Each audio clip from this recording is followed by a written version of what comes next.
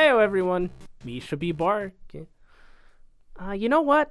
I don't know if I like the lighting in here right now. There we go. Heyo everyone, Misha be Barkin here. Happy Halloween! So if you saw my video last week, you know that I already did a video similar to this years ago.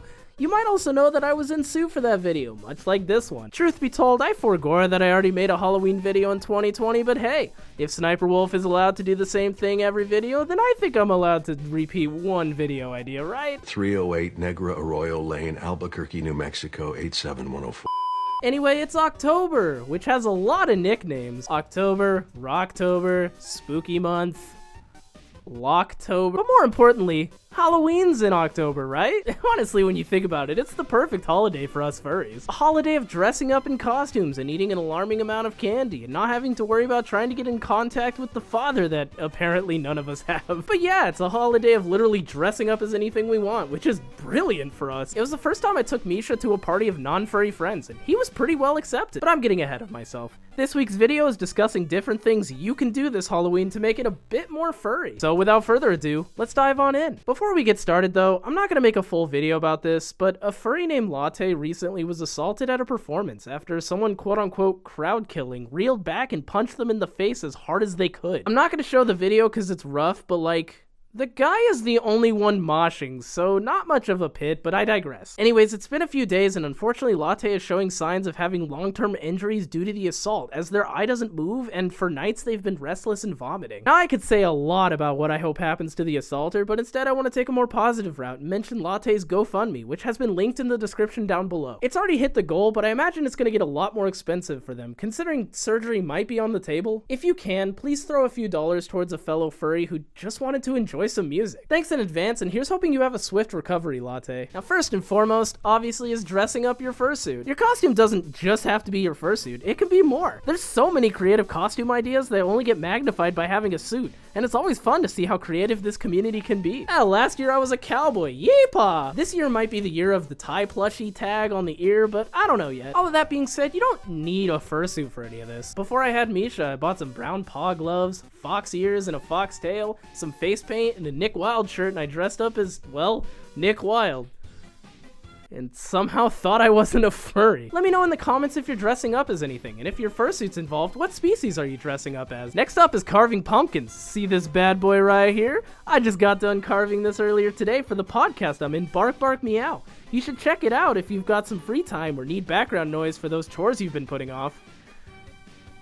I have so many dishes to do. You don't have to be good at arts and crafts in order to carve a pumpkin, just make sure to have tons of fun while doing it. Hell, I can't draw a straight line to save my life, and I feel like this turned out pretty okay. You could shoot for just a simple ooh, woo, oh, whoa, or kitty face, or you could shoot for the moon and try to carve your Sona into the pumpkin. And if you like pumpkin seeds, you can separate them when carving and roast them in a tray for a tasty snack later. If you're not comfortable with carving, you can also paint the pumpkins. Splat and I will sometimes paint or use Sharpie on smaller pumpkins that we can't really carve super well. It's also a lot less messy doing it this way, so if you're somewhere you can't really make a mess, then painting might be a good alternative. Plus, painting your Sona on a pumpkin is gonna be much easier than trying to carve it out. Next up on the list is finding parties. I'm actually going to a Halloween party next Saturday with a lot of my non-furry friends. So reach out, find some friends who might be having a party, or even just find some close pals who want to hang out. If you're extra lucky, you might find some friends who are still down to go trick-or-treating. Also be sure to check out your local furry group chats. There may be a public Halloween meet, or people having a party at their place that people in the local chat are invited to. This doesn't have to be in person, by the way.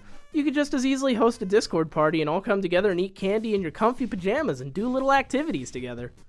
More on that later. This is your obligatory reminder that if you are going to consume substances, be it alcohol or otherwise, do so in a safe place and make sure you either have a safe way home or a safe place to stay. My friends and I drink like it's a ranked event, but our #1 priority is always making sure everyone is safe, sound, and having a good time. So yeah, get out there and party it up, or stay at home and chat with your little gay animal friends in your computer. For the next two, I'm gonna focus more on long-distance activities to do with friends, since the coolest furries we all know always seem to live as far away from us as possible. First on the docket is playing scary games with friends. My boyfriend Argo has been playing spooky games every Tuesday night this month with his friend Zoopy, and they've been having a blast. You should check out their stream, by the way. It's roughly 5 p.m. Pacific Standard Time on the next 2 Tuesdays. But yeah, playing scary games with your furry friends could be a lot of fun. Nothing strengthens your friendship quite like shitting yourself over demons trying to kill you. If scary games aren't your forte, that's fine. It doesn't have to be a scary game. Hell, I'm probably gonna spend my Halloween playing Yu-Gi-Oh! Master Duel and watching Argo stream.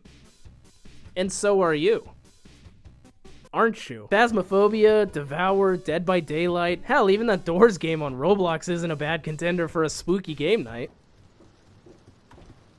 God, they know that. Oh my god, Jesus Christ.